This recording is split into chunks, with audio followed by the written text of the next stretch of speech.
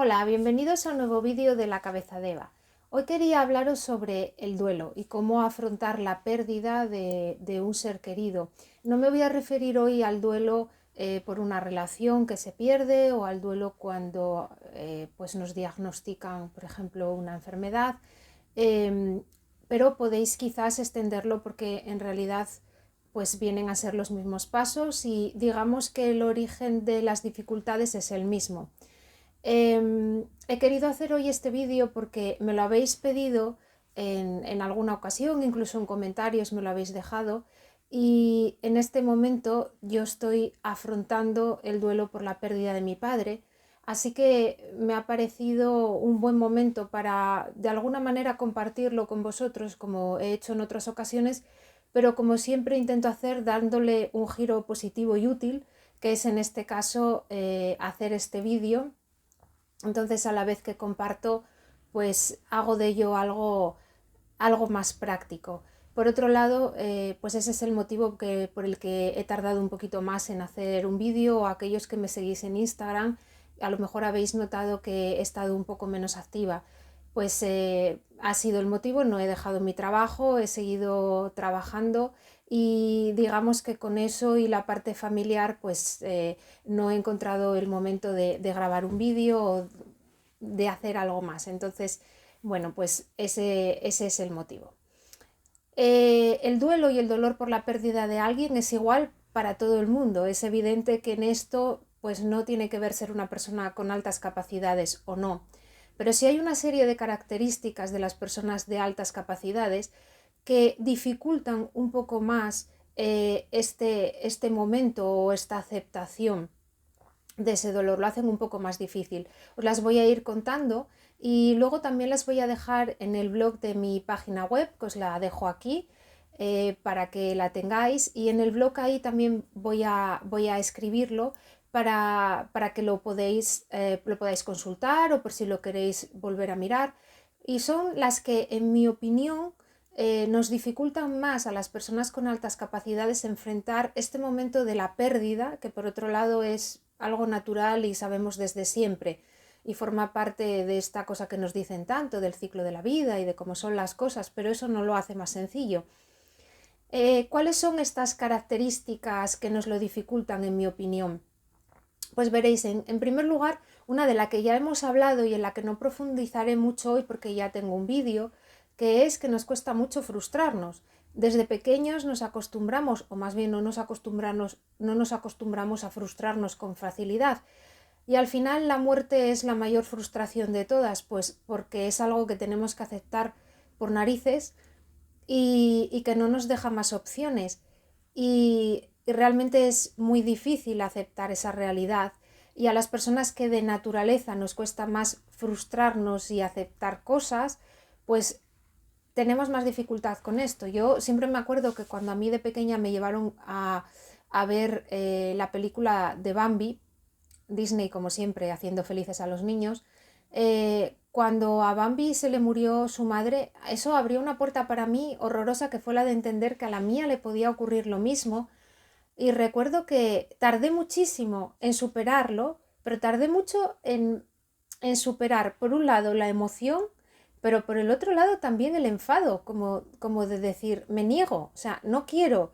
Y yo creo que ese es el origen también muchas veces de muchos niños, por ejemplo, con altas capacidades, a los que les encantan los libros de detectives, todo lo que es investigación, todo este tipo de cosas, porque parece que eso te hace entender un poco más el misterio de la vida, o a veces te hace sentir que estás haciendo algo práctico por oponerte a esa gran realidad, a ese gran muro, ¿no? Entonces la frustración sería la primera característica, o la capacidad, la poca capacidad para frustrarnos que tenemos en ocasiones, que se opone a nuestra aceptación de esto, que hace que se nos dificulte más. Por otro lado, en segundo lugar, una mayor profundidad en nuestras emociones y una mayor cantidad de ellas. Nosotros captamos muchas más cosas a través de nuestros sentidos, por tanto tenemos más emociones, y nuestra capacidad de procesar tantas cosas no es a veces tan grande como los inputs que entran. Y por otro lado, pues vosotros sabéis que somos personas con una enorme profundidad en nuestras emociones, por tanto nuestras conexiones con las personas especiales de nuestra vida son mayores y mucho más intensas. Y esa intensidad hace que sea mucho más difícil dejarlas ir, porque tenemos muchas más cosas asociadas, un nivel mucho más profundo en esa conexión. Y por otro lado también porque esa dificultad que entraña poder tener ese tipo de relación con muchas personas, es decir, una relación tan profunda y tan intensa, no se puede tener con la mayor, con una gran cantidad de personas, porque también lo hablamos una vez, porque muchas veces no estás en la misma longitud de onda, entonces aunque te lleves fantásticamente con alguien, a lo mejor esa conexión profunda que implica el hecho de que pienses o de que estés en un nivel de inteligencia o de pensamiento parecido para según qué cosas, eso es lo que le da mayor profundidad y eso no es fácil de alcanzar porque no solamente tienes que tener enfrente a una persona que sea inteligente. Imagínate, tú tienes 140, otro con 140, no, es que además tiene que ser una persona que comparta en cierta manera pues tus gustos y tus aficiones, a lo mejor para que puedas llegar a tener ese entendimiento. En este caso, por ejemplo, yo siempre recuerdo que mi padre siempre decía que nosotros no éramos padre e hija, que éramos gemelos, que habíamos, que en cierta manera era como si fuéramos, como, como si fuéramos muy similares más que un padre y una hija y que pensábamos igual en casi todo, ¿no? Entonces, a veces él decía una cosa y a mí no me hacía falta preguntarle, yo ya sabía cuál era la respuesta o lo que pensaba y entendía mucho sin que me lo dijera. Entonces, este nivel de conexión es muy difícil. Renunciar a él es muy difícil perderlo, pero sobre todo por la escasez, porque si una persona normal a lo mejor tiene no lo sé, 50 relaciones medianamente fantásticas, a lo mejor alguien como nosotros tiene 3 relaciones medianamente fantásticas, así que perder una de ellas es mucho más difícil por culpa de la escasez. Por otro lado, otra de las características que nos lo dificulta es la sensibilidad. Si bien no todas las personas con altas capacidades somos PAS, personas clasificadas como personas altamente sensibles, muchos de nosotros sí somos extremadamente sensibles, aunque no califiquemos o cualifiquemos como PAS. Aprovecho también para comentar, porque me lo habéis preguntado en algún comentario y aunque lo he contestado, pues por si sirve, por si alguien más tiene la duda, no todas las personas con altas capacidades somos personas altamente sensibles, pero hay muchas que sí lo son y el ser una persona altamente sensible no implica que tengas altas capacidades, es decir, que tú puedes ser una persona altamente sensible con una inteligencia mediana, mediana alta, con todo tipo de inteligencia, mientras que sí que hay un número de personas que tienen esa doble excepcionalidad, vamos a decir, de ser personas con altas capacidades y a la vez ser personas altamente sensibles. Aunque no seas o no estés exactamente clasificado como persona altamente sensible, casi todas las personas con altas capacidades sí que somos sensibles, somos muy empáticos y, como decía antes, tenemos una amplia gama de emociones que se transforma en una amplia e intensa gama de sentimientos que no siempre nos resulta fácil ni gestionar ni modular la intensidad de los mismos y la variedad y gama de los mismos. Por tanto, esto también dificulta y porque, como decía antes, cuando tú eres una persona muy sensible, te cuesta mucho más la pérdida y aceptar la pérdida de tantas cosas, porque con una persona se van muchas cosas que no son solamente las que parecen a simple vista, sino otras, conexiones más profundas y sentimientos más profundos y más elaborados y como os decía antes, sentimientos en los que tiene mucho que ver la intensidad. Y entonces es muy difícil y cuando además la persona que se va es alguien que también tenía mucha intensidad y también tenía esos sentimientos y esa profundidad en los mismos, pues es mucho más difícil renunciar. Otra característica que nos dificulta las cosas es la racionalización. Por otro lado, las personas con altas capacidades somos personas que muchas veces, para no sufrir precisamente por las dos características anteriores, tendemos a racionalizar.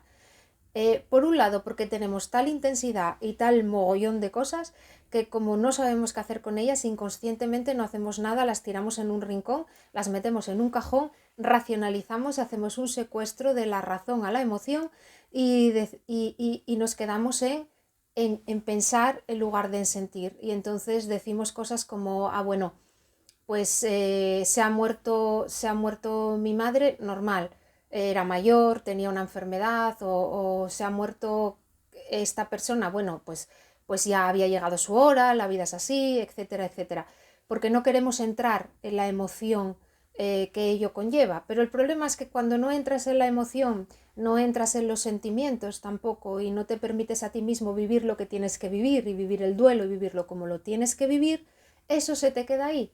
Y como siempre decimos, lo que no vivimos se queda ahí, hace bola y se vuelve una masa gris que se convierte en una pena y una tristeza gris y que acaba envolviéndolo todo y que a lo mejor no te sale hoy ni te sale dentro de 2 años, pero a lo mejor te sale dentro de 5 y no sabes cómo te sale.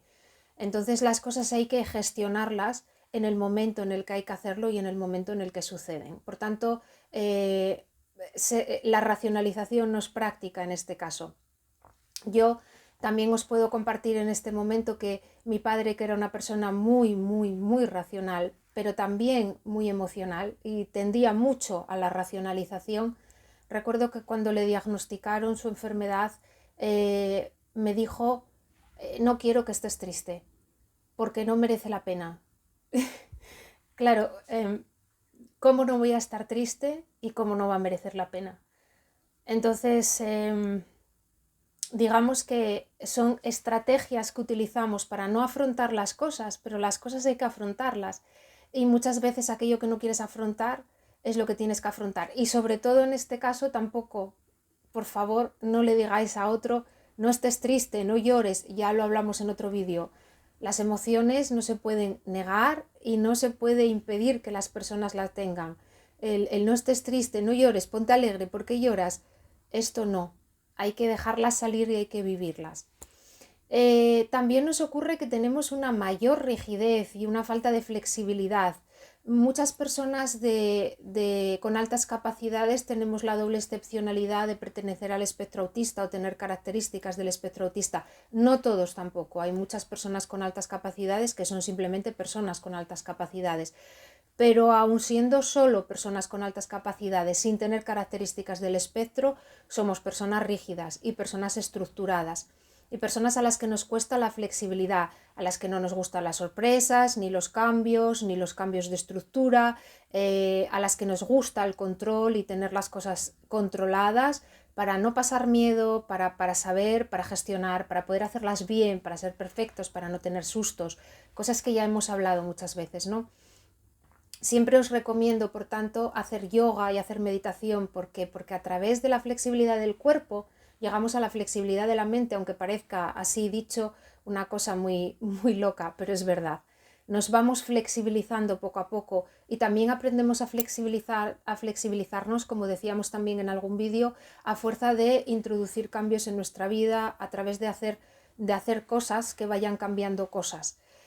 Pero esa mayor rigidez y esa mayor o esa falta de flexibilidad pues nos lleva a chocarnos de bruces con una cosa terrible, que es que la muerte lo cambia todo y cuando no te adaptas fácilmente, eso ataca mucho tu estructura vital y lo que tú eres y tu organización hasta el momento. Por tanto, es muy difícil de afrontar si no has practicado un poco la flexibilidad o no has conseguido adaptarte fácilmente a los cambios, incluso a los cambios terribles que tiene la vida, ¿no? Entonces esta es otra característica que tenemos las personas con altas capacidades que nos dificulta mucho enfrentarnos al duelo, al dolor y a la pérdida. Otra que tenemos también y que a veces no parece tan obvia, pero que es importante, es el hecho de que, como hablábamos en un vídeo, nos cuesta mucho no anclarnos en el pasado porque tenemos una gran memoria, una gran capacidad para recordar, incluso algunos memoria fotográfica, otros una memoria que recuerda todo, los olores, el lugar, cómo iban vestidas las personas, las frases que dijeron.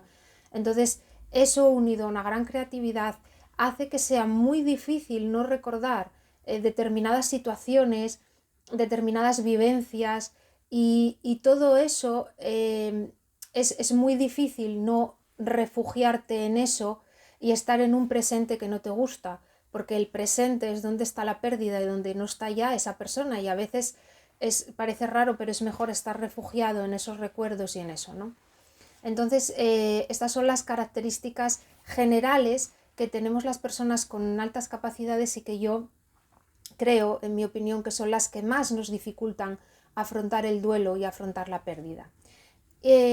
Ahora os voy a hablar de las fases del duelo, unas fases, no frases, que están establecidas. Si las miráis en internet hay variaciones sobre las mismas, unos lo cifran en 4 fases, otros en 5, algunos en 6, pero digamos que la clasificación clásica, que es la que estableció una psiquiatra suiza, de la que os pongo el nombre aquí, en esta clasificación clásica las fases son las siguientes y pasamos por todas y por las que pasamos además tenemos que pasar con cierta conciencia de que estamos pasando por ellas para poder trabajarlas bien.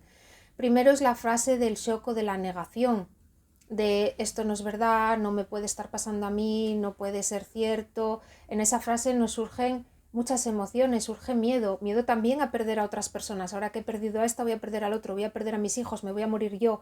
Surge miedo, surge ansiedad, surge inquietud, desasosiego, muchas cosas muy rápidas, muy seguidas, muy de bombardeo. Luego viene la fase de la ira, la fase de me enfado con la vida, me enfado por quitarme a esa persona, por también de los sí, del pensamiento contrafáctico, y si no hubiera hecho eso, y si no hubiera hecho lo otro, y si se lo hubieran diagnosticado antes, y si hubiéramos hecho tal cosa, y si me hubiera hecho caso, y si lo hubiera dicho, y si no hubiera ocurrido, y te enfadas y luchas contra ello, y es la fase de la ira, pero es una fase, digamos, en la que todavía es una fase energética, es una fase, la ira es una emoción que te lleva a moverte y a la acción. Entonces es una fase de no aceptación, pero una fase en la que todavía estás triste, pero de otra manera. Luego llega la fase de negociación, es una fase en la que empiezas como a aceptarlo, pero es como una aceptación, vamos a llamar más racional que emocional y no completa. Vas diciendo, bueno, sí, pero como que no te das cuenta todavía de lo que es, de lo que significa. Vale, no está, pero todavía no tienes, no has gestionado bien todas esas emociones que significan el no está, el no me van a volver a llamar por mi mote cariñoso, el no voy a volver a escuchar su voz, el no voy a poder volver a llamar. Eso es lo que significa no está, eso y todas las emociones que conlleva. Es una fase esta en la que esta fase de negociación es una fase junto con la siguiente que son de enorme dolor.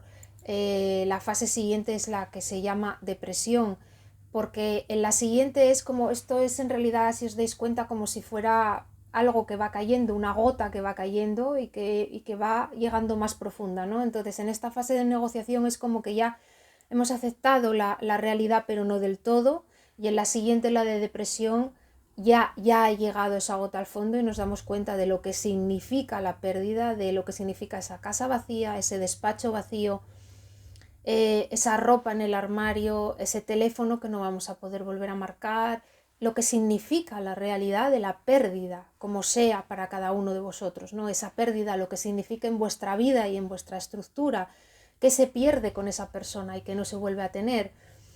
Y en esa fase de la depresión es cuando surge ese dolor profundo y es propiamente la fase más del duelo.